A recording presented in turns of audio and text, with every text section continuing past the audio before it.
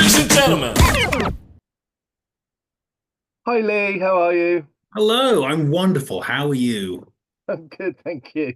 Thank you very much for being with us. We're really excited for you to be bringing CSI to Lift 2025, Edition 3, Return of the Nerds, or something along those lines. We still haven't got a strap line, although I know Jen would not like that one. But we're really excited to have you once again. Obviously, you were a guest last year with your amazing show, which I saw was clipped, and a nod to Liz, who was the amazing theatre technician who dropped a star in perfectly at the moment that you called for it on stage. It was amazing because I genuinely, I think she'd mentioned something about having like, I asked like, oh, and have you got any special effects? It's a musical, so go wild. We trust you, just, you're part of the show as well. And I think she may have mentioned that she's got like, oh, I've got like stars and, different shapes. I was like, oh, cool. I did not remember that during the show when organically the show was about a restaurant losing its Michelin stars. And Mr. Michelin having a star suit came into the show. So it's a look of both joy and realization from me when it happens. Yeah, it was a beautiful organic moment which we just went, oh, Oh my there we God, go. yes. Ta-da! There's magic happening literally on stage. And it was brilliant, and something that you're going to be coming and teaching a workshop indeed to Yeah. kind of how to do that magic, and making up musical theatre inspired songs on the spot. So tell us a little bit about that. What was your background in terms of how did you get into that? Because I know you kind of rap MC, you've got a background in that. Kind of how did you sort of get interested in sort of musical improv? And then we'll segue neatly into kind of talking about the show that you're bringing. Yeah. And then what's inspired you this year? Because I know you've been here, there, and everywhere with your multi-award winning show now. Yeah, technically multi-award winning. Um, I that's about one of my favorite things in marketing is the development from like the early days of a show or when you start out in a new medium and you're sort of like, well, this technically counts as an award, or well, this reviewer didn't really like us, but they said like it could almost be good, so we'll clip that down to just the word good. And then as you as you like progress, you're like, oh my God, we've got like real positive quotes and awards now where the show is actually successful. I'm not, my branding's become more honest as time goes by. It's like that George Michael song. Um, we became a real boy through hard work. What was I? Musical improv. Yes. I've always loved language, lyricism. My background originally in music was freestyling and rap. I've always had a sense of rhythm and language, but could not hear pitch into my 30s. I defy anyone to have less musical talent than I do. Um, but I was offered to join a multiverse musical by Fran Reed after we were freestyling on New Year's. I think this is probably about 9 years ago at this point. Um, and in joining it and realizing, oh, well, if I'm doing a show, I really should also be good at at the singing section. So I started doing like private singing lessons and grinding them out to the point that I now think I'm at least minimally competent as a singer. But my background and entrance to it has always been from lyricism and also as a writer. Um, it's why I think I make a very good double team a lot of time with my show partner from Your Floors, Emma Westlius, who is a classically trained opera soprano from like a musical family, very music technical, brilliant. If you ever want to like get into sort of vocal technique and stuff in improv, she's a great person to go to on that. And then when we teach together, you have her from that background and me who remembers like, no, I remember trying to do this when I could not hear pitch. Now I can, but I remember, especially if you're like new to this, I know the struggle and I've been there. I've climbed it myself. So why I like musical improv specifically is there's a kick you get when you start improv, which I'm sure you remember, which is that thing where you suddenly you get into a flow state because you have to be in the moment. And if you're analyzing it, you can't do it right there and then. And you suddenly surprise yourself by how much you're able to channel suddenly and create. And then musical improv, I think, is like another step up in that. It's you're extra committed, you're extra in the flow, you're creating something that seems extra complex and extra impressive and beyond what you thought you'd be able to do. Um, I know lots of like talented musicians who don't improvise, who think it's incredible what we do, but they are people who are leagues above me musically. They just need that mental switch to go like, actually, there are ways you can create this on the spot. And a lot of that is like all improv, agreement, listening, and really loving each other and what you're doing. Those are all the main ways of doing it. Yeah. Would you like more specifics about the No, no, workshop no, kind no, of no, thing? no, no. I mean, if you weren't enthused about coming to try something new out and try it in a medium perhaps that you're uncomfortable, I think you've massively. I was almost kind of going, yeah, I'd really like to do that workshop Yeah. actually. It's Well, kind of game. It's that's kind of it. game. Come and That's it. try. Come and have a go. That's it, Vaj, because as I said, like I've been there, so I know for the levels. I've taught them like ended up. I would eventually go on to end up being a director on Multiverse Musical, as well as then coaching musical improv, and I've like directed a ton of musical improv shows over the years now, taking people both from who are like very musically astute and trained to people who have no musical background at all, getting everyone where they need to be. And that's usually a combination of do what you can do and do it well. That's why, like early on when doing musical improv, I mostly rap, and I sing more and more as I've sort of grown in there. And the other thing is just growing in the areas you want to grow and realizing how you can get there. So yeah, it's a really nice yin yang, both of those things. So you've just inspired me. So what's been the moment of inspiration for you in the past year since Lift 2024? What have you seen? What you've kind of gone, wow, this is something I'd really want to delve into. It could be improv related or not. Hmm. It can be, what's inspired you, what's made you go, wow. Oh my, there's a show in so I do Edinburgh every year and I travel around on that, and there's shows in Edinburgh this year that I saw that was such a good example of living their ethos rather than like telling you about it. So, for example, like there was I think Gary Starr's show that was in Edinburgh this year, Classic Penguins, where I he's saw trying that, to perform every Penguin classic. yeah. He just gets people so silly and so playful. And despite the fact that he is he's a man in very good shape who is naked throughout. And very early on, he earns the audience's trust, and he has people coming on stage and playing with him and being silly, and everyone gets into this mindset. And there's another one, Furiosa, who is a Polish clown, and it changed my mind about like I love when I see someone I go, oh, I didn't know you could do something like this. I didn't know this was within like the box. I realized, oh, the box was something I was imagining on this. And he does like he's a sort of like Polish like tough guy, and he comes out of the start, and there's like big loud music, and like screams, and the music stops, and he very delicately shakes someone's hand. And the music comes on, and he screams, and gets very soft, and he delicately shakes someone's hand.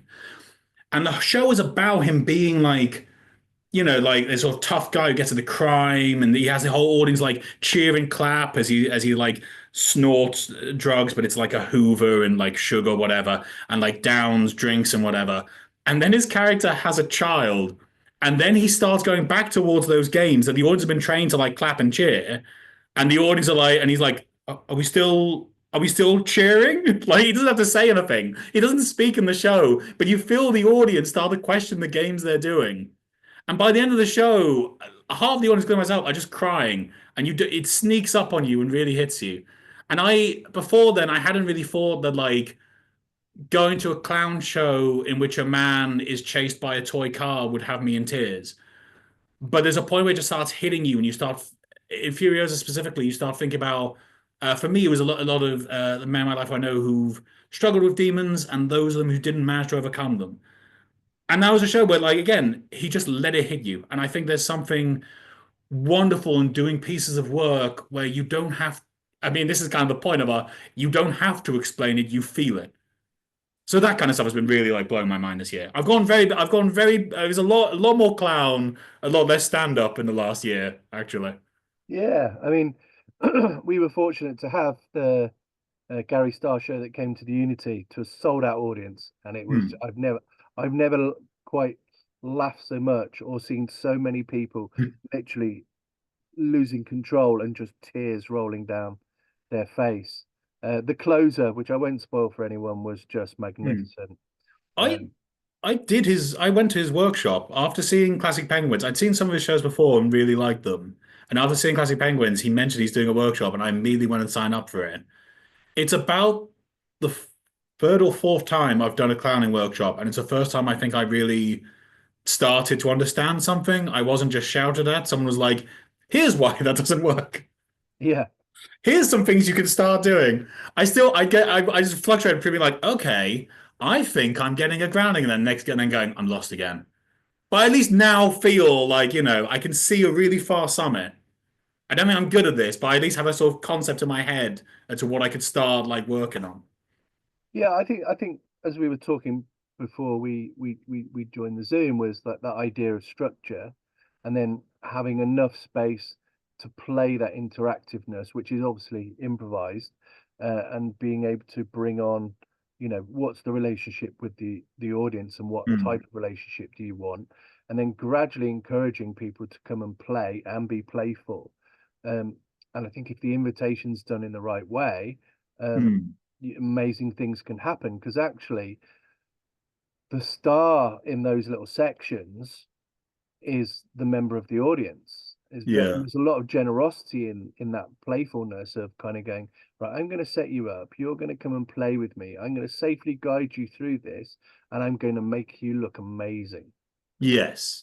A bit like Nina Conti with the ventriloquism, who's just recently been to Liverpool. Everything is about the person wearing the mask, which is beautiful, and it's very, very, very generous Yeah. in regards to that.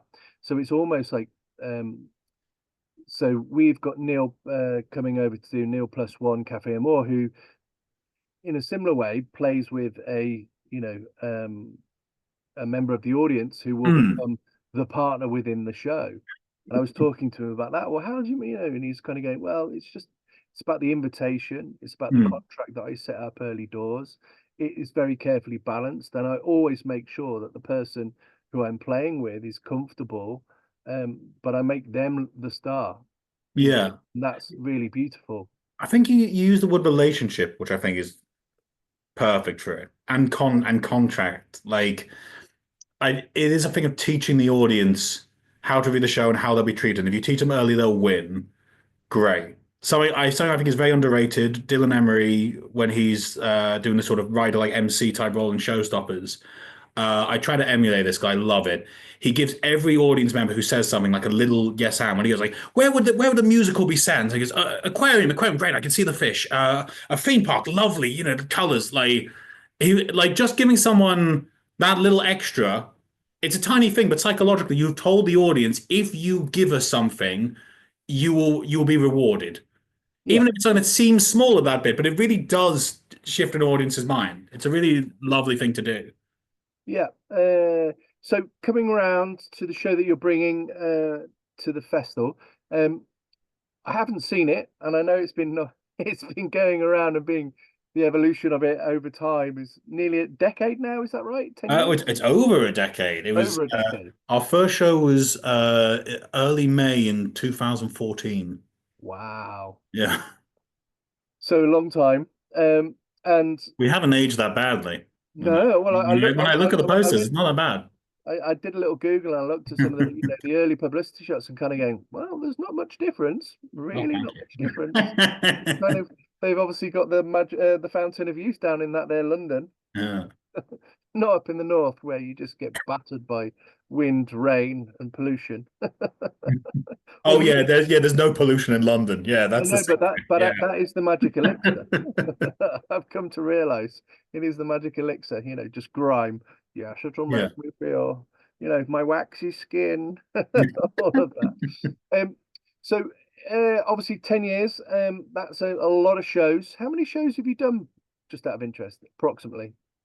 think at this point it's something in the area of like seven or 800. Something like that. Wow. I could be way off. I think it's that. So that's almost like I think it's above five. I think it's above 500. I think it's around 700. so that's what just under 2 years consecutively playing every day, if you think of it in that in Oh those. yeah. Yeah.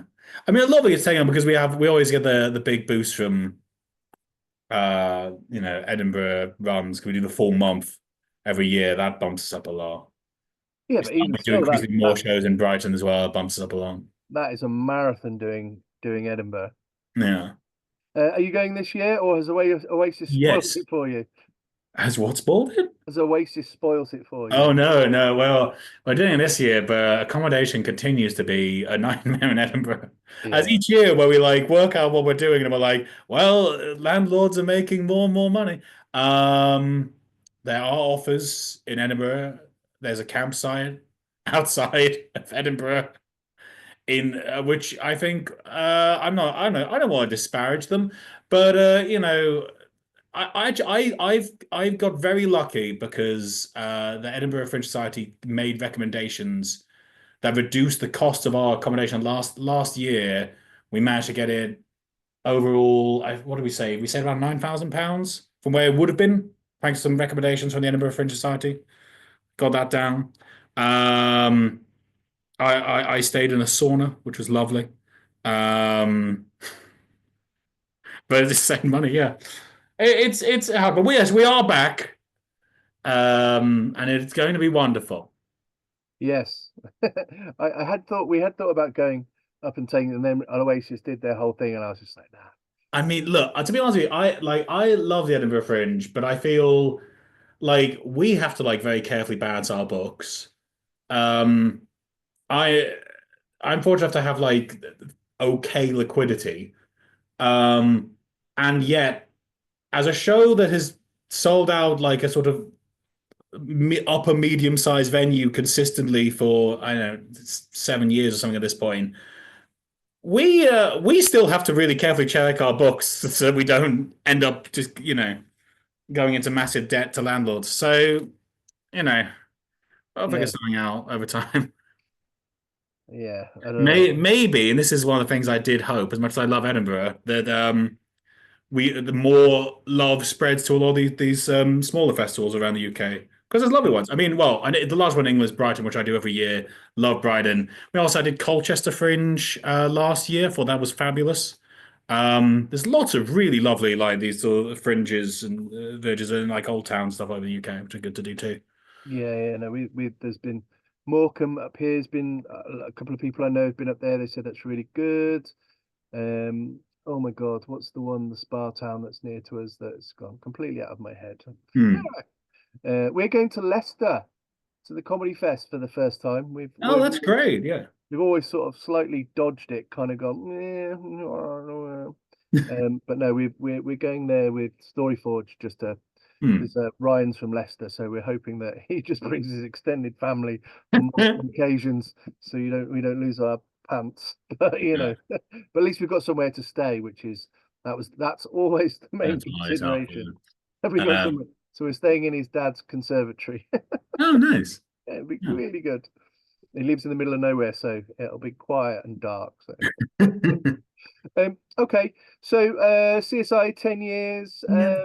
Oh, yes. What over that journey have you had a stable ensemble, or has it been an ensemble that's morphed and changed and new people Um, in, people yeah, coming back? it's changed. We've had, like, I mean, I think relatively small turnover given that given that it's been 10 years.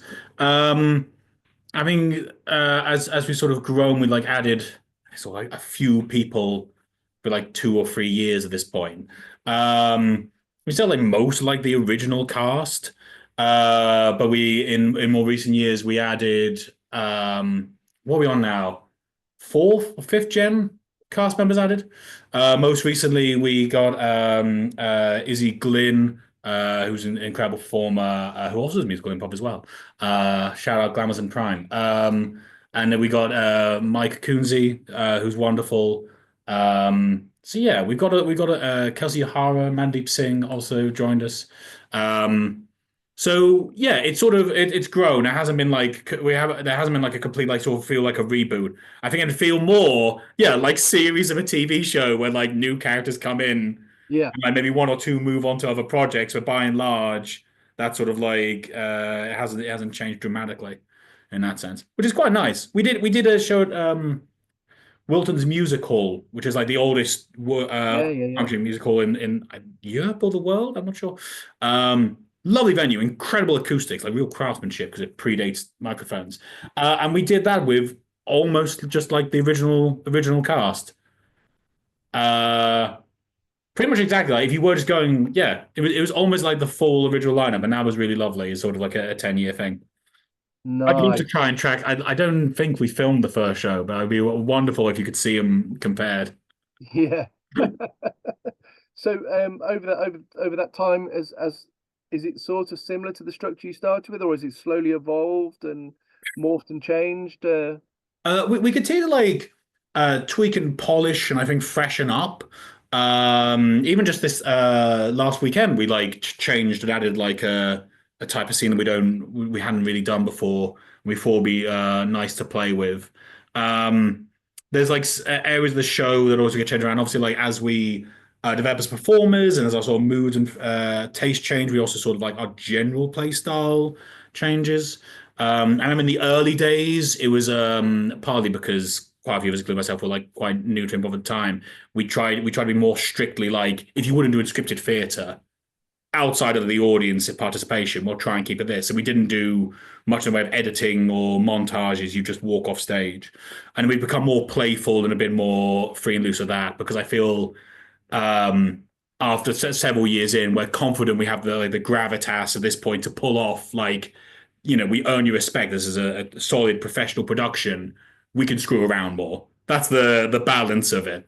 But the core structure, like the main like central idea, that the audience creates a crime, we investigate it. You see the suspects. The detective shows up once in a while to play with the audience a bit and like get some more of their input. At some point, there's a lineup, and the audience interrogate the suspects and ask any questions they want, and can kind of throw us some wild cards. And then ultimately, the audience choose the kill in the very last scene, and whoever it is has to explain it. That's been there since the start. Um, so the real, yeah, the core DNA and those big structure points that hangs around are the same, and then just like sort of the flavors and like tweaks and polishing it and refining that just is constantly ongoing. Cool. So it's sort of like the finessing and or as I described, the cherry on the top. It's the little extras that you get as you get more confident with it and understand it, so you can play with it a little bit and Yeah, I start mean, there's to interrogate also it more. and some things that are just like the kind of silly things you get tunnel vision on. We used to when the audience choose who the killer is. I don't know why. I think I did it once as a joke. I'd wear a hat, like a sort of detective style hat, like I would love the way a child would draw a detective in like the first couple of years. And when the audience chose the killer, we'd put the hat on the killer, and then the killer would wear the hat for the final explanation. And I think I did it once as a joke, maybe, and then it just stuck. And then like it took us about 4 years later, where we were like, why are we putting the hat on the killer?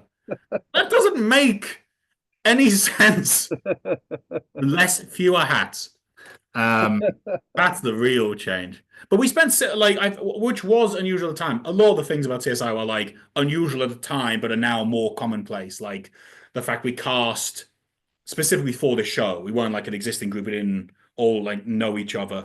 Um, and we took 6 months before our first show, like developing with the individual cast, like the design, like figuring out how the show would work, trying all these different avenues, and then finding like our happy place as to where the show was going to land. So by the time it had its first like onstage show, we'd done a lot of hard work on it. Yeah, yeah, yeah. Which is something if you're watching and listening, don't rush to the stage before your work's ready. Test, test, test, test, test.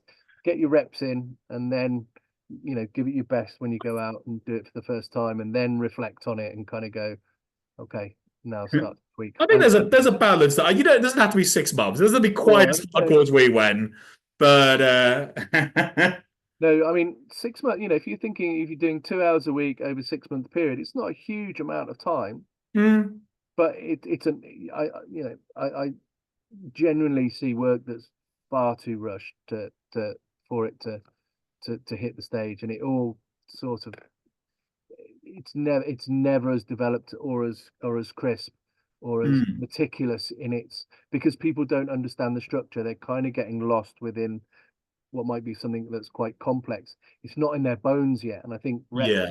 You've got to be in the show and understand the show, and you've got to do it at least. I don't know. I always think until you've seen the show, you perform the show publicly at least 20 times, you don't really fully understand what it is. Mm, You know it works, but you don't fully know. So if the wheels are coming off, can you pull it back without anybody noticing? And yeah. that's the trick to a consistent, really good piece of work. Yeah, I feel that that's also I've seen in pretty much every show I've been involved in. The real mark of progress is when your bad shows get good. Yeah, It's when because I think everyone knows the feeling. If you come out, you do like showing, oh, it's amazing. Oh, oh, we really nailed it, the best show we've done. And then a few years down the line, you're like, oh yeah, well today's show I felt was one of our weaker ones. I know in my head the stuff we just need to remind ourselves of. Also, before we get too disappointed, probably way better than the show we were so hyped about when we started. yeah. No, I'm a big believer in, reps, reps, reps before you hit. Hmm. I know it's very exciting to hit the stage with something and sell tickets and do all that sort of stuff. But I kind of, if I want to hit the stage and do something, I want to know that it's good. Yeah. You know that the works and what you're doing is getting a genuine response from the audience to the minor tweaks that you're probably already aware that are probably required or might, you know, so, and I also think in that period of time, it's almost like you kind of go test it to destruction, test it so Hmm. everything breaks, and if it's really difficult to break, it's fairly solid and it's gonna be it's gonna be good. Uh, Yeah. but 6 months, 4 months, 2 months, but kind of 6 week of classes and then hitting the stage and then going and running out and going, we're gonna do this, and then you do a load of shows and I often and also the difference being is that obviously you're working with a hand-picked company who kind of going, right, I want all of these characters, what people's strengths are, you understand those. Whereas I think more generally, people get very excited about putting stuff on and getting audiences to pay for it. Unfortunately, Hmm. I've seen far too many shows where I kind of go, I've had to pay for this. Yeah. As it should have been in reverse, genuinely. I It's think kind the, of the going, thing should have paid for my time because I'm getting this back. it's really obvious in hindsight, but I can't remember who someone said this to me directly when they were talking about this subject. They were saying like, yeah, like the thing that's important is when you think if you are someone in the audience, some of them are very aware. There's like maybe I worked an hour. Maybe this ticket cost like what that person got paid like to be for an hour of doing maybe back-breaking labor or somewhere they might rather be, with their friends and family or, painting in a field or whatever. But so like they've exchanged like not just money, like a genuine like effort and part of their limited life on this earth, not just to see your show and be there, but to also make that money that was used to buy the ticket. So really you should come in with the intention to make them happy they did. Yeah. Yeah. It's a huge investment. So we're not just talking the monetary time, not the monetary value of the ticket. We're talking the half hour or an hour it took to get there, the hour and a half Yeah. it's going to take to get home. The time we are actually in the space. It's a good 3 4 hours if you're that generally kind of giving up. So you best make it worthwhile. Well, I've seen the other thing I always take is like a big like marker that's all like good performers, and this will Edinburgh is a good place to see this happen a lot. When you go to a show and there's a very small audience, sometimes like there's like eight of you, sometimes like two, literally two, Yeah, and when you see there's some people who come out and you see they're disappointed, they're like, oh, right, well, I guess we're gonna get through this or whatever. And then you see good performers who come out and they make everyone in the room feel amazing. And they give it 110%, or they're like, you guys are gonna get such a great show. Especially including if it's like improv, where they're like, this show is not this is specifically your show. Like the opportunity for this can be amazing.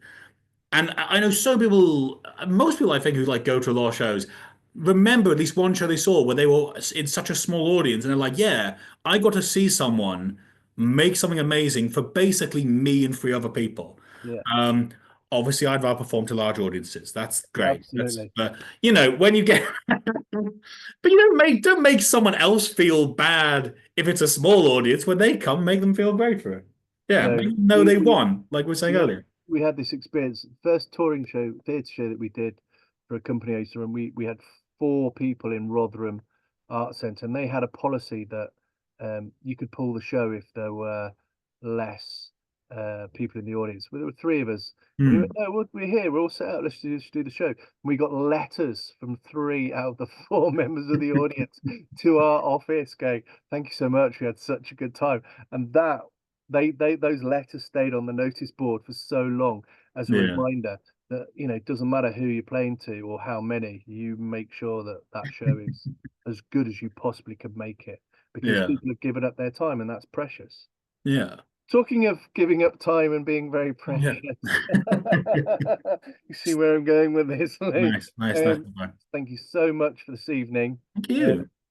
I could rattle on and talk to you at length for hour upon hour upon hour. Um, Rest assured, Jen is sorting all the social. So Lee gave feedback last year. I'm not very good with social situations and all that sort of stuff. So we've now got a social secretary who will Oh, deal with all that sort of stuff. And apparently there's this thing called WhatsApp, and everybody's oh, going to be put into a group so you can stay in contact with each other wonderful. should you choose. All this sort of stuff. It's all this modern fangly stuff that I'm not Yeah. privy to. No, I jest, but yeah, no, there's a lot of things been put in place for a variety of things based on your very sound feedback. But we're really looking forward to hosting you. So Lee's show, which is called CSI Crime Scene Improv, which will be with us on Friday the 25th. Fifth. Friday the 25th, I can't even remember our festival, which will be on at 7 p.m. and we'll be playing in Unity 1. Tickets are available from the Unity website.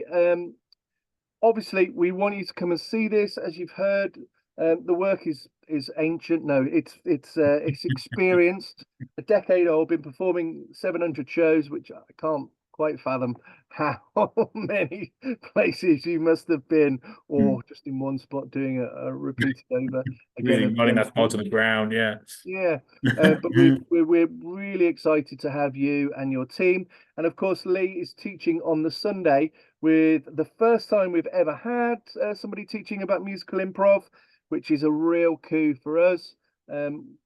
So we're really excited to have you. So thank you so much, Lee, for this evening and your insight, and thank you for your inspirations because they sound pretty spectacular, I Thank have to you. say. So more clown. I'm trying to make the case to include clown because I believe it is improvised, even though it's within a structure. So the written bits of the structure, it's the interactive bits, but Hmm. they're still not having it. But I will. Genre is a created box, everyone. Yeah. All right, my friend. You take care. I'll speak And you soon. man. Take care. Cheers. Bye.